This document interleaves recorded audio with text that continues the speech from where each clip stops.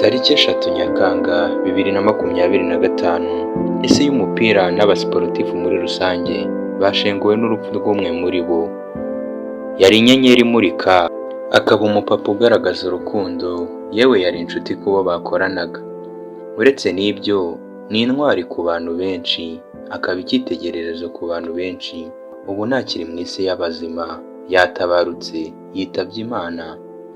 Ntiyabigaragazaga mu kibuga gusa cyangwa se mu mbaga nyamwinshi, ahubwo ni imyitwarire yamurangaga ndetse yewe yatangirwaga ubuhamya ku isi yose, ku migabane yose.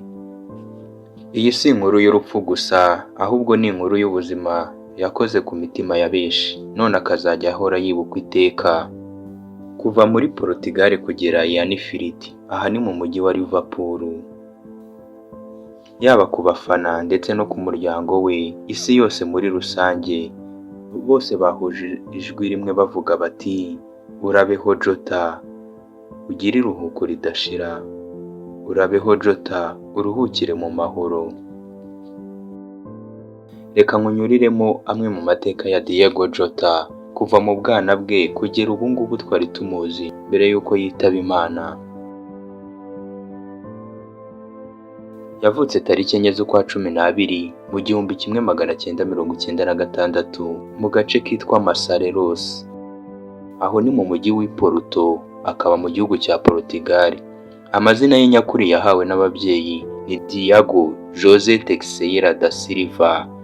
Yamenyekanye cyane nka Diogo Jota, yewe bamwe banahinaga izina rye bakayivugira DJ Diogo Jota. Impano ye y'umupira yagiye igaragara kera mu bwana bwe, aho bakiniraga mu mihanda y'i Porto, by'umwihariko mu ikipe yitwaga Gondomar Soccer Club.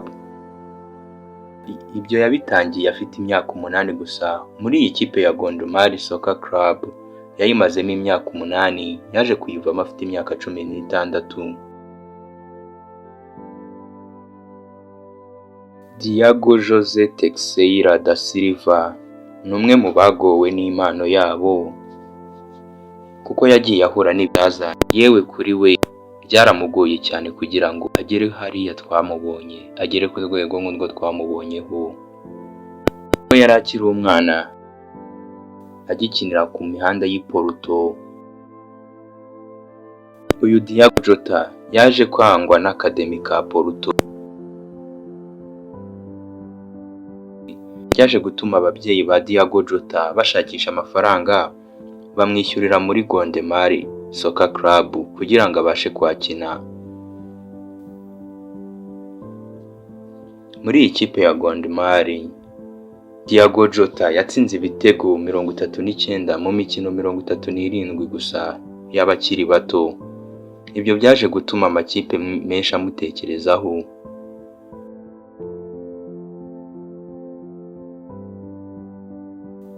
Kubw'ibyo byamufashije gukora move, byamufashije kuva mu ikipe ya Gondomar akerekeza mu ikipe yitwa Paços de Ferreira. Muri iyi ekipe ya Paços de Ferreira, Diogo Jota yaje kubona umukino we wa mbere mu ikipe nkuru mu mwaka w'2014, aho muri iyo sezo yabashije gutsinda ibitego 14 mu nshuro 41 yagaragaye mu kibuga. Uko yarushagaho kwitwara neza, niko yagendaga aza mu mboni z'abascouts bagiye batandukanye. Kubw'ibyo byatumye mu mwaka w'2016 Diogo Jota asinyira ekipe ya Atletico Madrid.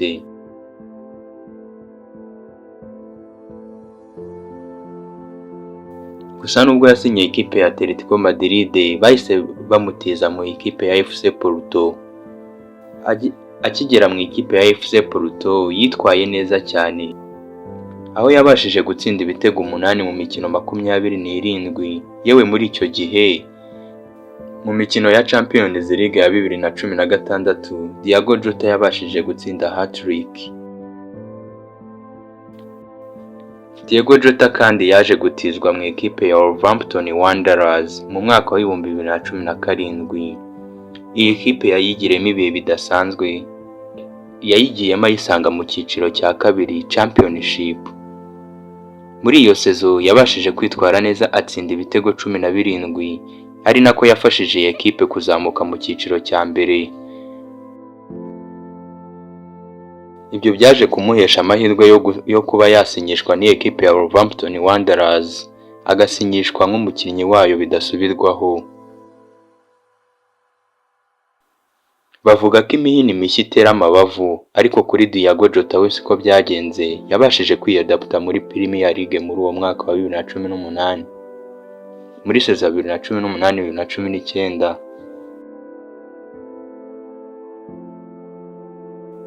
Dore ko yisanze Anfield mu mujyi wa Liverpool nyuma yo kwitwara neza muri Wolverhampton Wanderers muri sezo 2018-2019. Mu mwaka wa 2020 ikipe ya Liverpool yishyuye amapawundi miliyoni 41 maze isinyisha umunyaportugal Diogo Jota. Nkuko nabikubwiye bwa mbere, Diogo Jota ni umukinnyi ukora cyane bitewe n'ubuzima yagiye acamo mu bwana bwe, ubwe yishyize ku gasongero nka shusho w'abafana ba Liverpool, aho mu mikino 123 yabashije gutsinda ibitego 47. Bitewe n'uko yakuze, Diogo Jota yari umwe mu bakinnyi bakora cyane kandi akaba umukinnyi utivumbura. Igihe cyose umushyire mu kibuga nta kibazo byabaga bimuteye, yazaga agatsinda igitego. Bimwe mu bihe nakwibutsa: mu kwa mbere 2025 yabaye umwe mu bakinnyi ba Liverpool binjiye mu kibuga basimbuye bakabasha gutsinda igitego byihuse, aho mu masegonda 22 gusa nyuma y'uko yari yinjiye mu kibuga yabashije gutsinda igitego. Ibyo byamugize umukinnyi wa mbere wa Liverpool wabashije gutsinda igitego cyihuse nyuma yo kwinjira mu kibuga asimbuye. Reka turebere hamwe bimwe mu midari n'imidende Diogo Jota yabashije kwegukana muri iyi kariyeri ye. Yatwaranye shampiyona na Liverpool, yatwaranye Premier League na Liverpool muri sezo ya 2024-2025. Yatwaye FA Cup muri sezo 2021-2022. Yatwaye League Cup ebyiri kandi sezo 2021-2022 ndetse no muri sezo ya 2023-2024. Mu ikipe y'igihugu Diogo Jota niyahatanzwe. Icyo wamenya cyo nuko yabonye call up ye cyangwa se yahamagawe bwa mbere mu ikipe y'igihugu nkuru ya Portugal mu kwa 11 2019. Yaramaze guhamagarwa inshuro 49 mu ikipe y'igihugu ya Portugal. Muri izo nshuro zose akaba yaramaze kuyitsindira ibitego 14. Kandi mu kwegukana ibikombe naho niyahatanzwe kuko yabashije gutwarana na Portugal, kuko muri ekipe y'igihugu yabashije gutwaramo UEFA Nations League inshuro ebyiri zose, yaba iyo batwaye 2019 ndetse niyo batwaye 2025. Icyo nkwibutsa cyo nuko muri iyo mikino, muri ibyo bikombe byombi yabaga yabigizemo uruhare rukomeye cyane. Nyemerera nkubwire bimwe mu buzima bwa Diogo Jota hanze y'ikibuga. Yari umugabo witonda kandi ugira ikinyabupfura. Yewe yari umugabo ukunda umuryango we. Vuba aha nibwo yari amaze gushyingiranwa n'umugore we Rutiko Rudoso. Ejo bundi tariki 28 z'ukwa gatandatu muri uyu mwaka wa 2025, ko yari akiri mu kwa buki. Diogo Jota akaba yari umupapa w'abana 3. Ikindi wamumenyaho nuko yari umugabo ukunda imikino ya video game, akaba umwe mu basitari ba FIFA gamer. Yari umwe mu bayoboye muri iyi mikino ya eSports. Kuri uyu wa gatatu Nyakanga 2025 nibwo inkuru y'incamugongo mu isi y'umupira yamenyekanye ko Diogo Jota ndetse n'umuvandimwe we Andre wakiniraga ikipe ya Penafiel FC ko baje bitabye Imana bazize impanuka y'imodoka yabereye muri Espagne.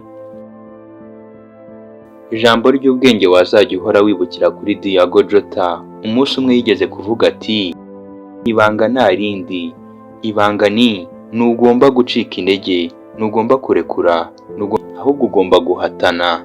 Icyo yabivugiye ngira ngo uragisobanukiwe. Uyu Diogo Jota nabikubwiye ko ubwe akiri umwana yanzwe n'akademi ka FC Porto, byanatumye iwabo bashakisha amafaranga kugira ngo abashe gukina, aho bamwishyuriye kugira ngo ikipe ya Gondomar Soccer Club ibe yabasha kumufata kumwemera. Muri uru rugendo rwa Diogo Jota rwaranzwe no kugaragaza impano kandi no kugira ikinyabupfura. Bityo rero reka ibigwi bye tubisigasire kandi tuzahore tumwibuka, maze tumuratire abatarabashije kumubona. Nanjye ni Imana imwakire mu bayo kandi muhe iruhuko ridashira. Reka ngushimire ko wakomeje gukurikira ibiganiro bya Nira TV5. Njye nari Pique de Seira, the ship captain number 1. Imana ibahe guhirwa muri byose. Dusubire mu kanya.